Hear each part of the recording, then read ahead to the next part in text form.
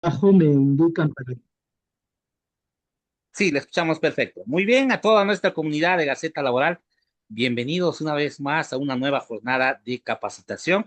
Estamos en el curso avanzado Sistema de Protección Laboral Empresarial, Contratación, Equidad Salarial y la Desvinculación sin multas de la SINOFI.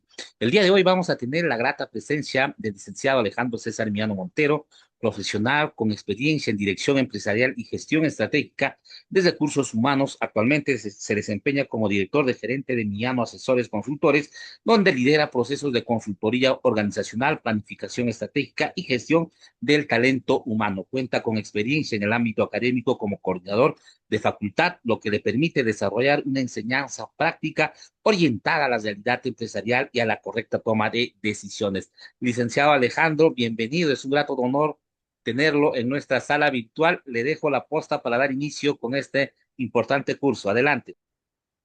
Gracias. Buenas noches con todos.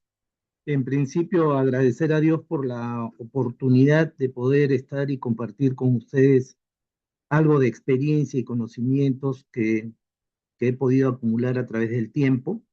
Agradecer a Gaceta Laboral por la confianza depositada en mí para la exposición de este tema y en el desarrollo del temario.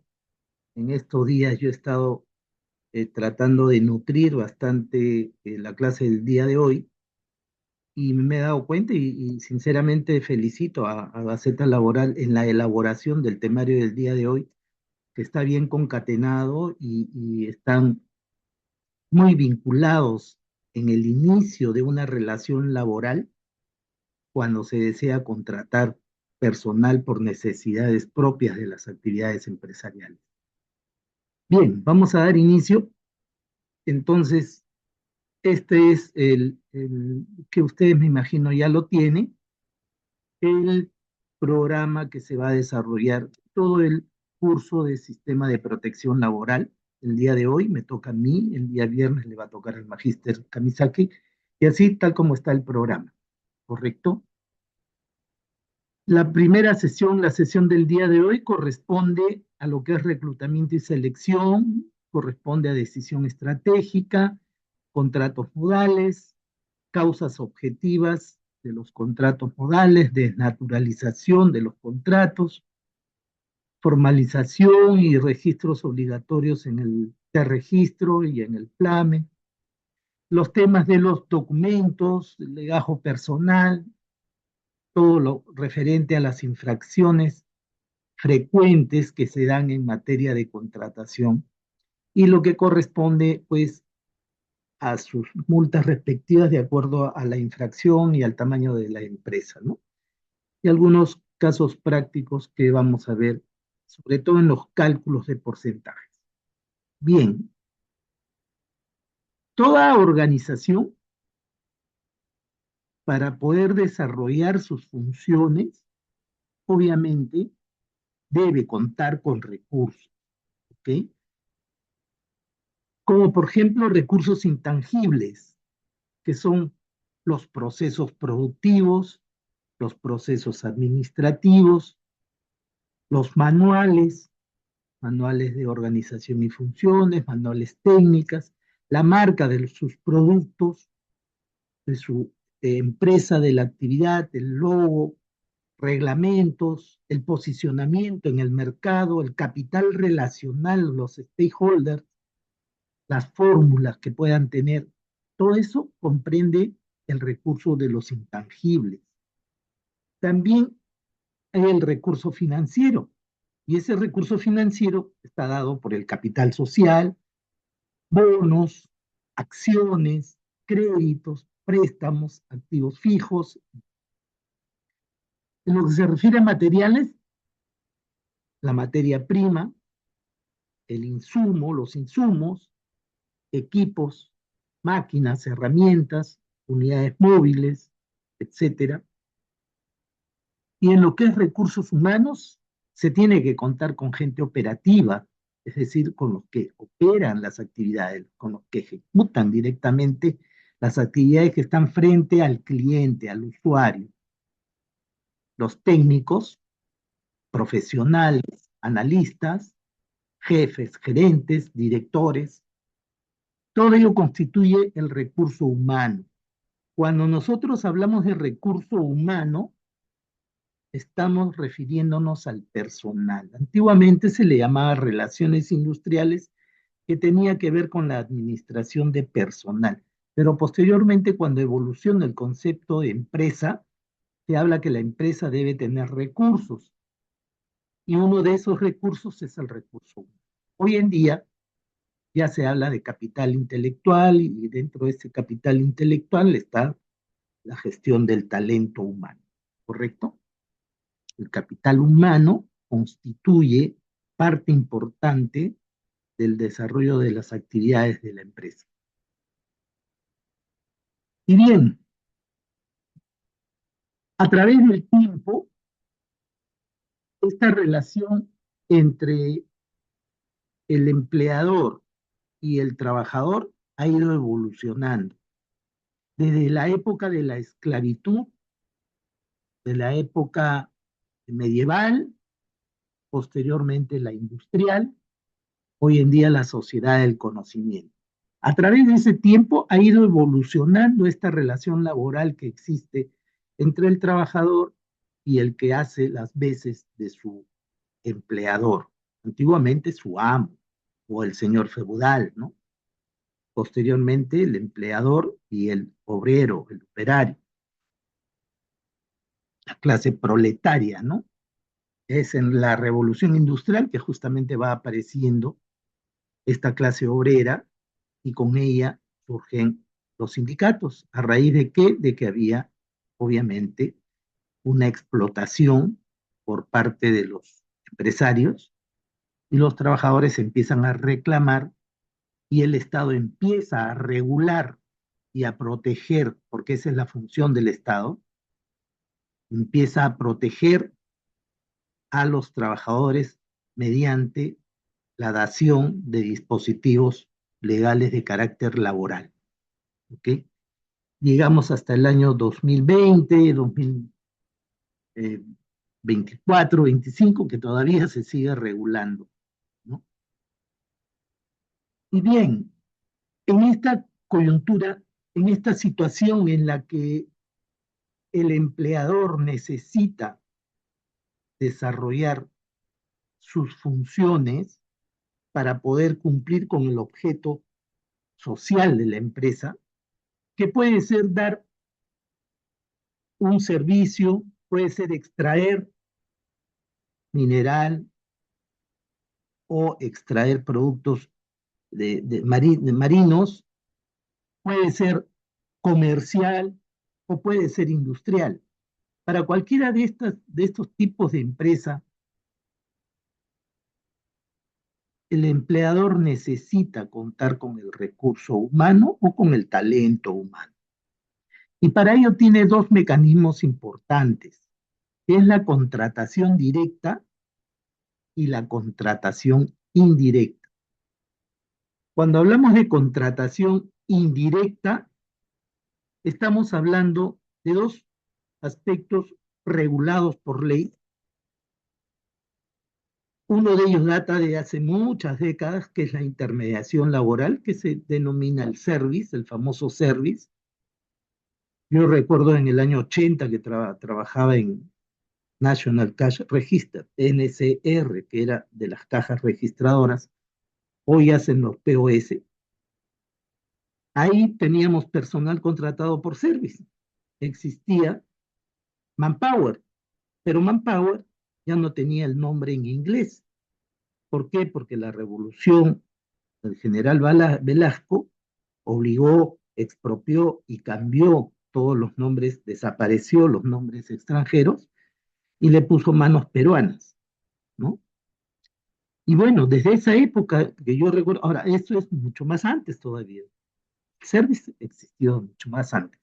Y posteriormente, será pues a 2 décadas atrás, aparece el outsourcing, que es la tercerización de procesos, que se diferencia de la intermediación laboral, ahora lo vamos a ver, por temas en los que el que da el servicio tiene que darlo con personal, con insumos, con oficina, con energía eléctrica y con todo eso, ¿no?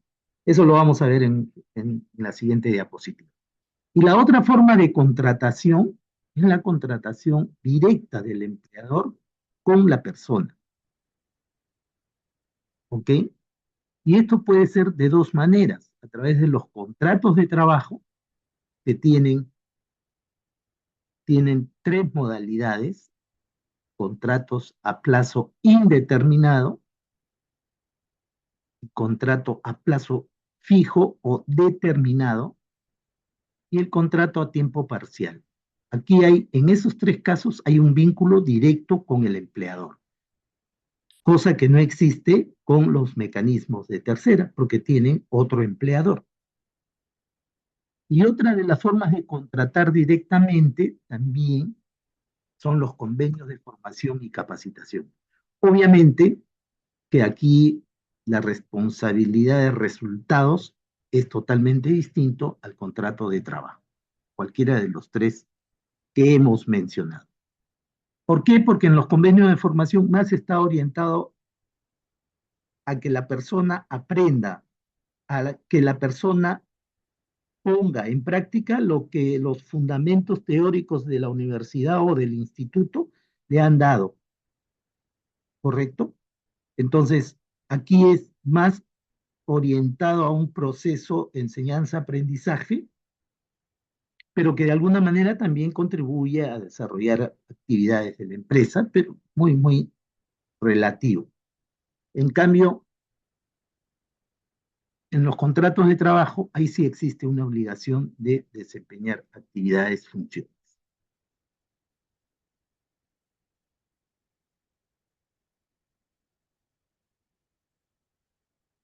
¿Cuál es la diferencia que existe entre lo que es la intermediación laboral y lo que es la tercerización?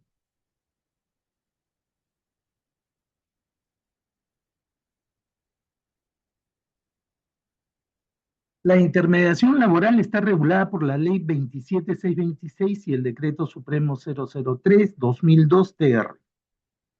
La tercerización tiene una regulación diferente porque es un tema totalmente distinto y tiene la Ley 29245 que lo regula, el Decreto Legislativo 1038 y el Decreto Supremo 006-2008 TR. En lo que se refiere a la intermediación, el personal de la service labora en el centro de trabajo de la empresa usuaria, en puestos temporales, complementarios o de especialización. ¿Por qué está así regulado? Porque antiguamente, cuando los sindicatos entraban, en la época en que ha sido el sindicalismo sumamente fuerte, que ha sido los 70, los 80 hasta los 90, los sindicatos entraban en huelga y como estaban agrupados por federaciones, por confederaciones, cuando tenía problema una empresa, se comunicaba con la federación de su mismo género. Por ejemplo, empresa metalmecánica se reunía con la federación de todas las empresas metales mecánicas. Entonces, cuando paraba uno, paraban todas las empresas metalmecánicas.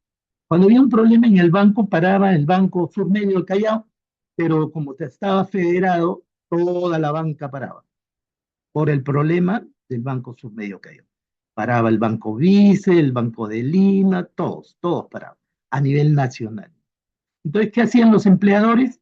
Los empleadores contrataban service y mandaban a trabajar a los trabajadores del service a ocupar los puestos de los trabajadores que estaban en huelga. De esa manera quebraban la huelga.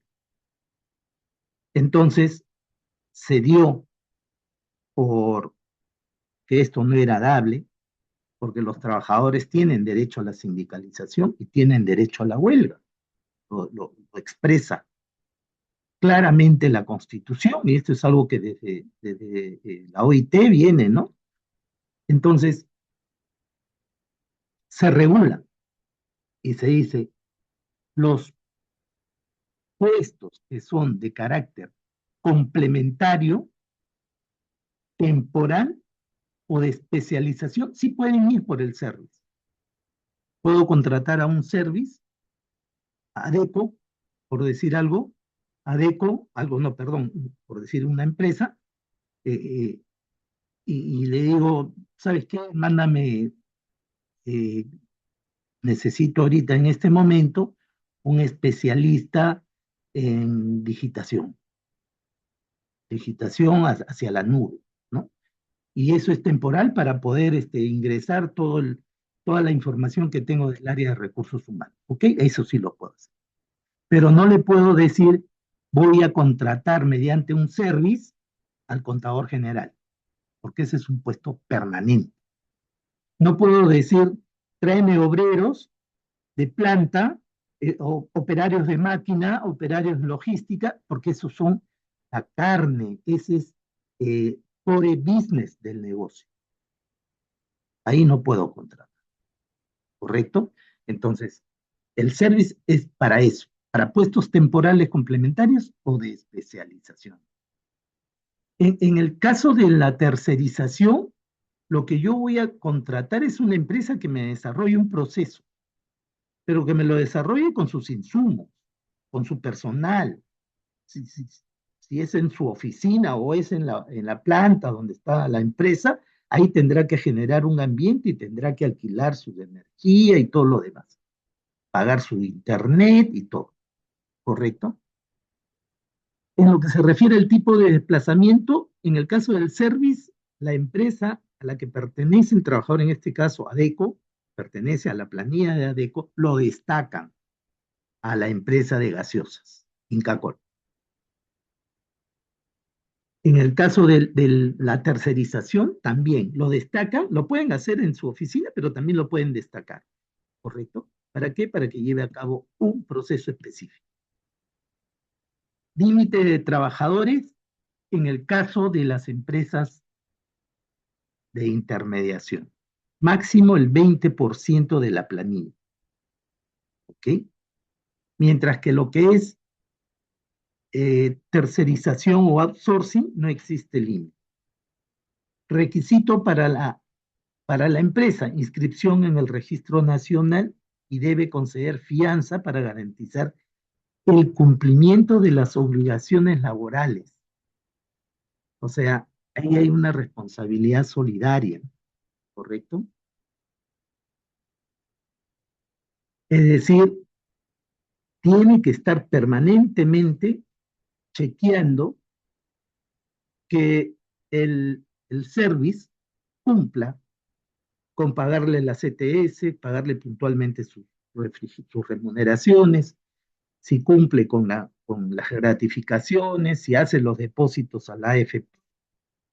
En la medida que el service no lo haga y hay una inspección, la empresa usuaria es responsable solidaria. En el caso de las empresas de tercerización es distinto porque va estrictamente a desarrollar una labor de un proceso, una función especial, y ahí no hay la supervisión que tiene el service, ¿correcto? Si se llegara a enterar o a saber de que está infringiendo algo de la ley, de la norma, tranquilamente corta el contrato y no hay ningún problema. Responsabilidad de las obligaciones. Las empresas de servicios o las cooperativas de trabajadores reguladas en la presente ley, ¿no? La ley de cuando suscriben contratos de intermediación, deberán conceder una fianza que garantice el cumplimiento de las obligaciones. Correcto. En cambio, en el tema de la tercerización, no es requisito esto.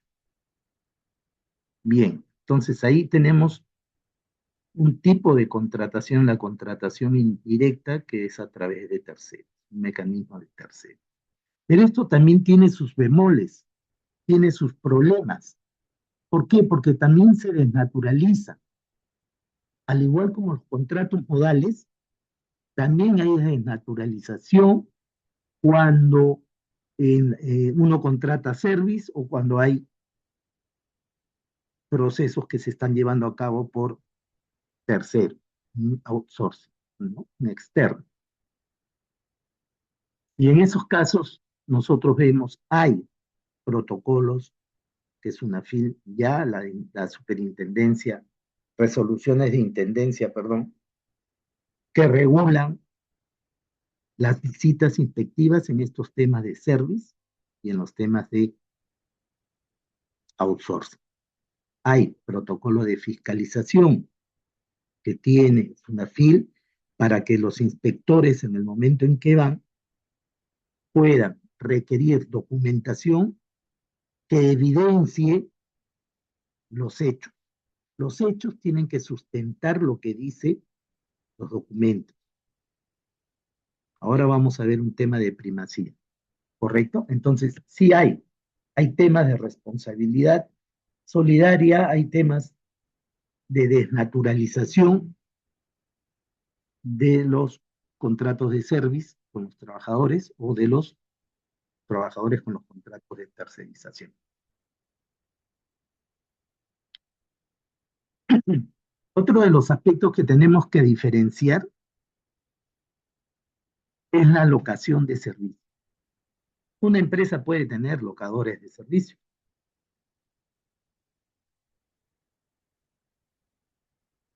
Puede contratar gente para que hagan determinados trabajos en la empresa.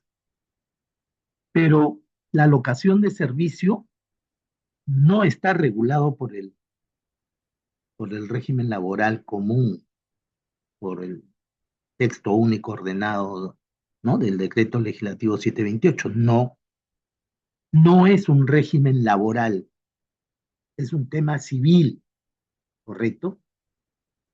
Mientras que el contrato de trabajo se aplica toda la legislación laboral del sector privado, en lo que se refiere a locación de servicios, se regula por el Código Civil, el artículo 1764 y todos los siguientes, ¿ok? Los sujetos en el contrato de trabajo son dos, el empleador y el trabajador. En la locación de servicio, el comitente y el locador. Es distinto, son términos regulados en el Código, definidos y regulados en el Código Civil. En lo que se refiere a la prestación de servicio, presta directamente los servicios a su empleador. En cambio, la locación de servicio uno puede prestar a varias personas de manera libremente. Hoy estoy en una empresa, mañana estoy en otro lado, pasado de acá una semana me sale otro contrato en otro, mientras que el contrato de trabajo te dice vas a tener 6 meses trabajando para mí 8 horas diarias. En el tema de la subordinación, que es el elemento fundamental para poder desvirtuar cualquier confusión entre un contrato de locación y un contrato de trabajo. En lo que se refiere al contrato de trabajo, el empleador conviene con el trabajador una jornada de trabajo, un horario, descanso en refrigerio. El empleador determina la clase de labor, las funciones, las labores propias que son del negocio, de la empresa. Y el trabajador está sujeto a que a evaluaciones permanentes, evaluación, supervisión, auditorías, inspecciones, evaluación de desempeño, ¿correcto? Mientras que en el caso de la locación de servicio, no existe una jornada laboral, ni horario para la prestación de servicios. Es decir, a mí me contratan instalar, para instalar tuberías de desagüe. Yo me pongo el horario, si quiero voy a las 6 de la mañana y empiezo a trabajar, o si quiero voy a las 10 de la mañana, o si quiero trabajo de amanecida, ¿correcto? O sea, no hay una sujeción horaria. Los servicios a prestar están plenamente convenidos, generalmente no son del giro de la empresa, ¿correcto? Estamos hablando de un hospital, el giro del hospital es la atención médica y paramédica, pero tengo que pintar el hospital. Eso no es parte del core business. ¿ok? En lo que se refiere a las rentas, a las remuneraciones, ¿no? A los impuestos. En el contrato de trabajo, uno por planilla le hacen descuento de quinta categoría, que es todo un tema, ¿no? Que tiene que ver la carga familiar y después un porcentaje de lo que sale, lo prorratean en 12 meses, en fin. En cambio, en la locación de servicio no es así. En la locación de servicio uno presenta su recibo electrónico de honorarios profesionales y está afecto a un 8%. El empleador es agente retenedor, le retiene el 8%, ¿ok? Salvo que el locador haya pedido exoneración porque no va a llegar al máximo imponible, ¿no? Al que ya es imponible. Y en lo que se refiere a retención, donde el empleador paga las contribuciones de salud, quinta categoría, contribuciones a ONP, AFP, cuotas sindicales y retención judicial. El comitente retiene 8% del impuesto a la renta y nada más, ¿no? Nada más. Entonces ya tenemos claro lo que es, lo que es la contratación indirecta y lo que es la locación de servicios respecto a un contrato de trabajo. Si en el caso no me escuchan, por favor me interrumpen y con gusto subiré más el tono de la voz. Acá vemos locación de servicio, el Código Civil, tienen autonomía, recibo de honorarios, y lo máximo que puede tener como contrato de locación de servicio, 6 años, cuando son servicios profesionales, y 3 años cuando son servicios no profesionales, pueden ser servicios técnicos, ¿ok? En cambio, en el caso de los contratos de trabajo, ahora vamos a ver los tipos de contratos de trabajo que hay y la duración de cada uno de ellos. Esto ya es algo, lo que les decía yo, la subordinación es lo que va a determinar, porque acuerdo de partes sí va a haber. Prestación personal de servicios, sí, sí puede haber. Si es que yo voy solo, no necesito ayudantes ni nada.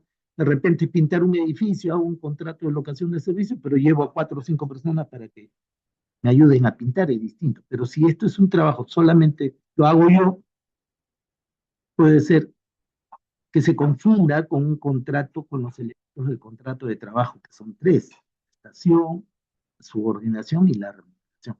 Remuneración también, o sea, sí va a haber una prestación de servicio y va a haber una contraprestación de servicio.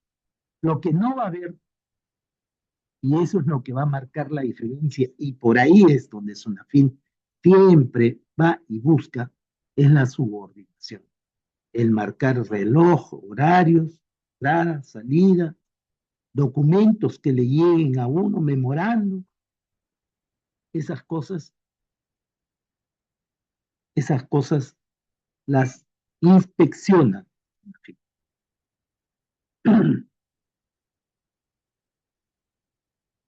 Tribunal de Sunafil fija criterios sobre desnaturalización de los contratos de locación de servicio. Dice, ya esta es la conclusión de todo lo que...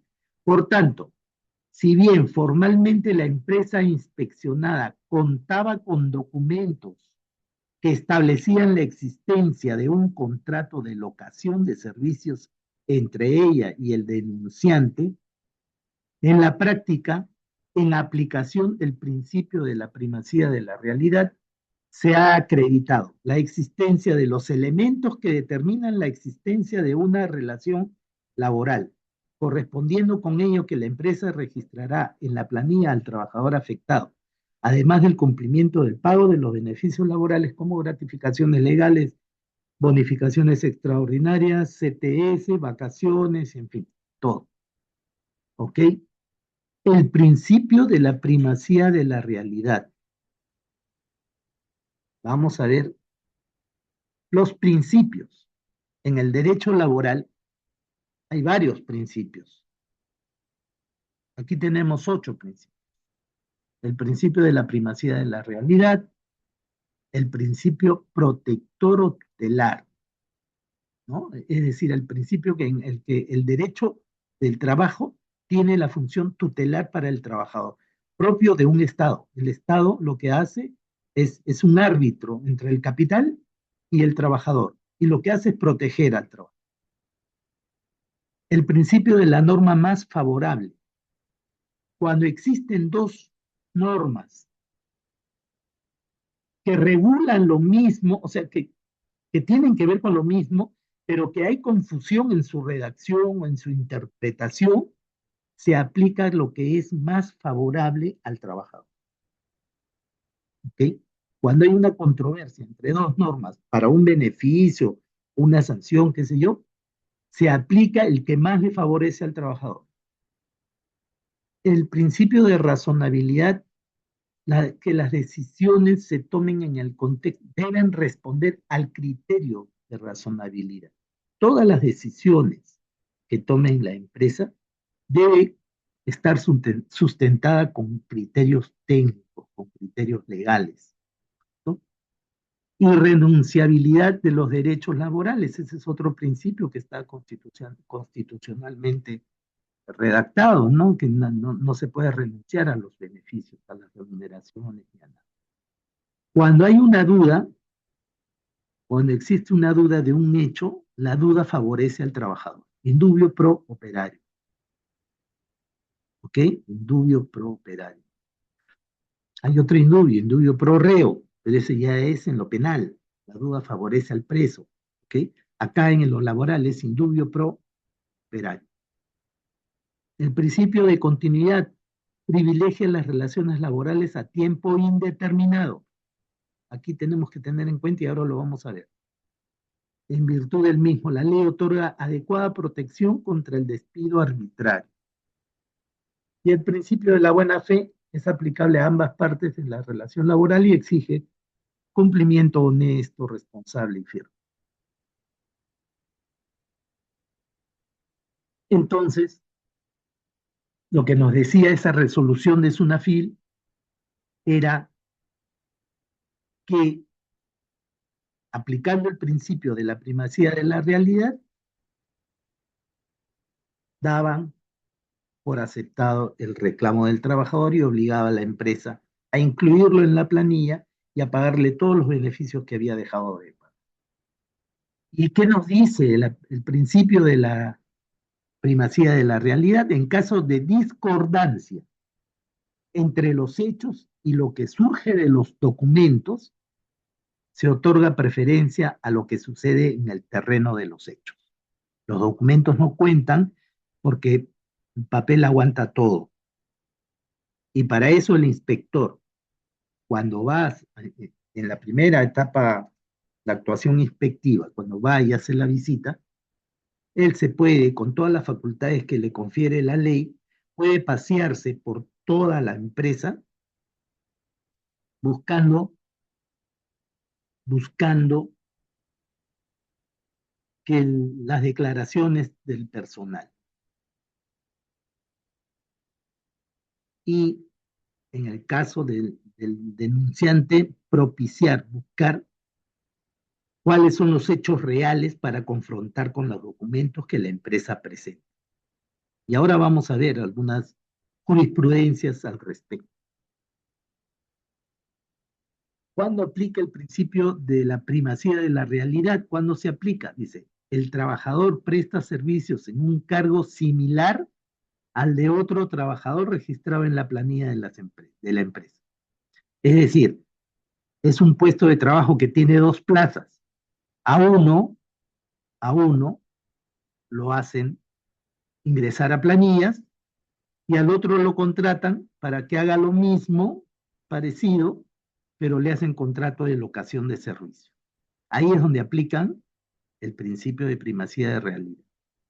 ¿Por qué? Porque hay un homólogo, hay otro que ocupa el mismo puesto, es otra plaza, pero es el mismo puesto que está en planilla, ergo el otro debe estar en planilla. Otro de los aspectos dice, habiendo concluido los convenios de modalidades formativas y de superado los límites legales, la persona continúa prestando los mismos servicios a la empresa. O sea, terminó su convenio formativo, pero continúa. Entonces ya no se está formando, ya está desarrollando actividades propias de la empresa. Por lo tanto, el principio de la primacía de la realidad nos dice que ese señor ya está trabajando, ya no se está formando. La labor realizada por el trabajador se encuentra dentro de los puestos calificados por norma expresa como labores de carácter subordinado. ¿Okay? Cuando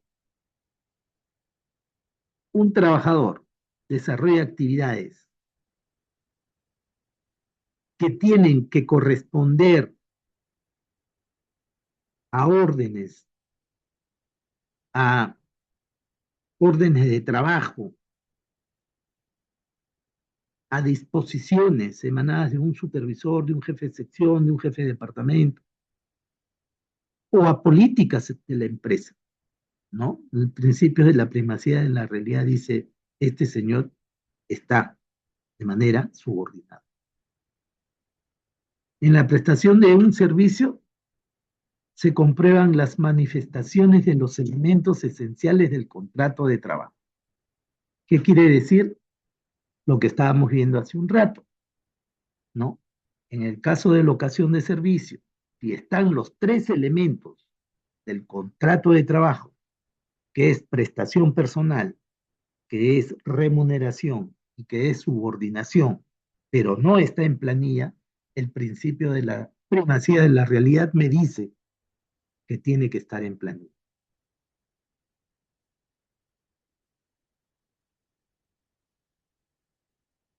Bien, entonces hemos visto las formas indirectas de tener y contar con personas que desarrollen funciones, actividades de una organización. Ahora vamos a verlo de manera directa.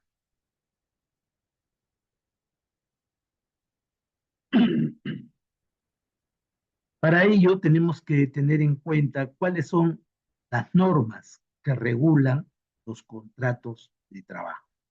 ¿Ok? Estamos hablando del texto único ordenado, el decreto supremo 003, ¿no? Del decreto legislativo 728, la resolución de superintendencia de SUNAFIL que aprueba el protocolo de fiscalización de contratos de trabajo. Eso lo vamos a ver. Los contratos de trabajo del régimen de exportación tienen una ley especial. Los contratos de trabajo temporal, que están en las zonas francas, que también tienen una regulación especial.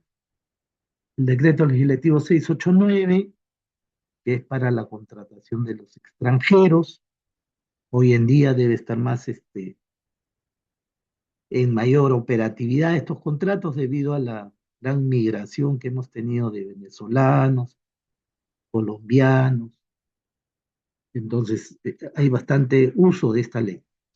El decreto supremo 014, que es el reglamento de los contratos con trabajadores extranjeros.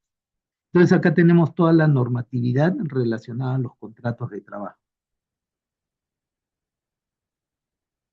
¿Qué es un contrato de trabajo? Eso está definido en la ley 720, el decreto legislativo, perdón, 728. Dice, es un acuerdo de voluntades por el cual un trabajador, siempre una persona natural, presta sus servicios personales de manera subordinada. Lo que decíamos hace un rato, se somete a las políticas que tiene la empresa, política salarial, políticas de seguridad, políticas de calidad, ¿no? Se somete a las órdenes de trabajo, a las disposiciones de los jefes, que puede ser, dice una persona natural o jurídica, a cambio de una remuneración. Acá hay un término, remuneración, que lo vamos a definir y lo vamos a comparar con otros términos en las clases que correspondan. Me parece que es en la tercera o en la cuarta en las que me toca a mí desarrollar este tema de remuneración versus sueldo versus salario. ¿Ok? Acá dice a cambio de una remuneración. Vamos a entender claro el concepto en la siguiente clase. El contrato de trabajo en el artículo cuarto del decreto legislativo 728, el texto ordenado, dice, en toda prestación personal de servicios remunerados y subordinados, se presume la existencia de un contrato de trabajo a plazo indeterminado. El contrato individual de trabajo puede celebrarse por tiempo indeterminado o sujeto a modalidad.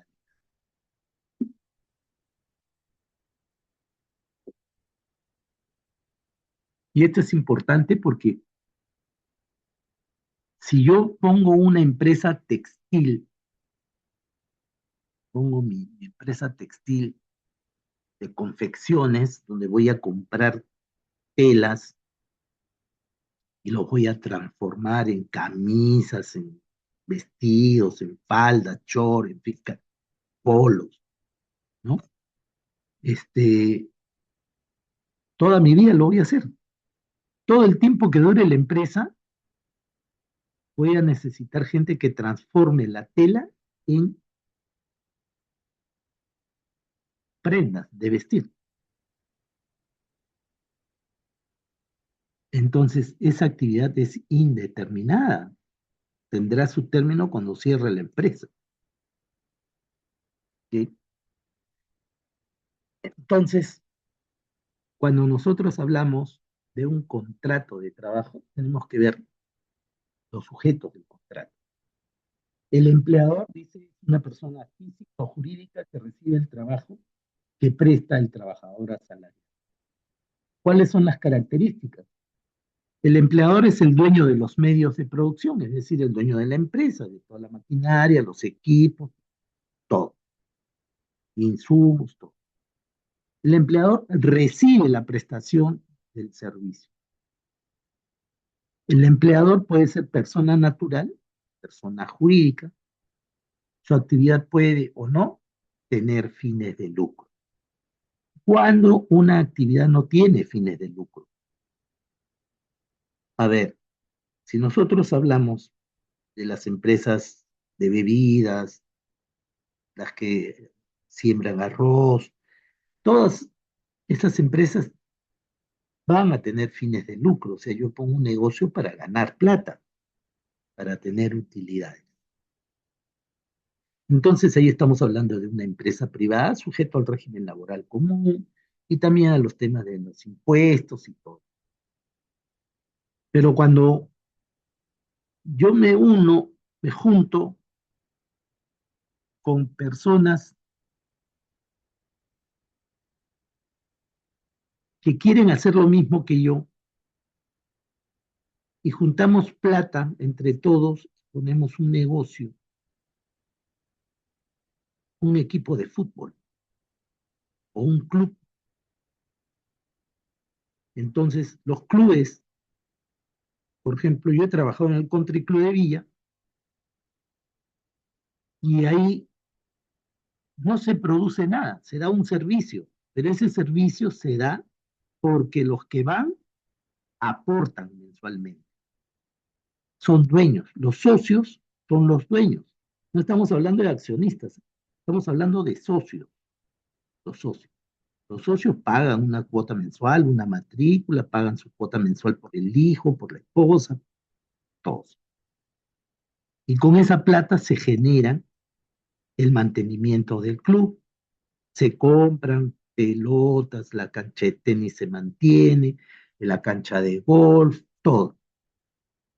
Si yo dejo de aportar, dejo de ser dueño. Es igualito en los clubes de fútbol. Alianza Lima, Sport Boys, universitarios, son clubes, no tienen utilidades. Si tienen utilidades, no se lo reparten a los trabajadores. Las utilidades se reinvierten en infraestructura, en equipos, en maquinaria. En cambio, una empresa privada, cuando tiene utilidades, hay un porcentaje que ordena la ley que tiene que distribuirse entre todos los trabajadores. y el otro, la otra proporción de las utilidades se lo llevan los dueños. En cambio, acá no. Es como la Universidad Garcilaso, como la Universidad San Martín, ¿no? A diferencia de la Universidad Vallejo. Vallejo sí es una empresa, porque hay un dueño. A San Martín no. A San Martín los dueños son los alumnos. El alumno deja de pagar y pierde los beneficios. Y no hay utilidades. Todo el que trabaja en la Universidad de San Martín no gana utilidades. ¿Por qué? Porque si hay remanentes que le llaman en la ley, esos remanentes los reinvierten en infraestructura, en comprar más, qué sé yo, pues pantallas, comprar proyectores, carpetas, ampliar aulas, en fin, todo eso ordena la ley. Bien, entonces ya tenemos claro el empleador, su actividad puede o no tener fines de lucro, pero ya es un empleador. Y el otro sujeto del contrato es el que presta los servicios, sujeto que presta voluntariamente sus servicios retribuidos. Una persona totalmente natural, no puede ser persona jurídica, prestación personal e indelegable, ¿no? Yo no puedo delegar a mi hermano que me reemplace en mi trabajo, no se puede. Un trabajador no puede designar un reemplazo cuando no puede cumplir su prestación. Entonces, en este tipo de contratos se presentan los elementos del contrato de trabajo, además de los sujetos, los elementos.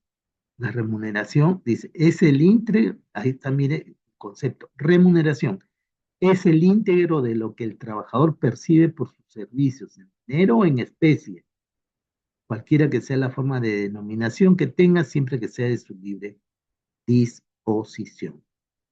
El otro elemento es la prestación personal, es la actividad realizada directamente como el trabajador, por el trabajador como persona natural, es decir, su asistencia de dependientes, sin asistencia de dependientes. Y la subordinación es el rasgo distintivo del contrato de trabajo, en el cual permite al empleador dirigir, fiscalizar y sancionar dentro de los márgenes de razonabilidad y proporcionalidad al trabajador.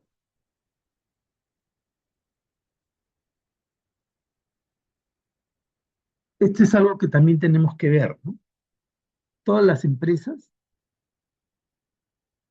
cuando deciden, cuando deciden llevar a cabo alguna actividad, desarrollar alguna actividad, que pueden ser industrial, comercio, servicios, extractivas,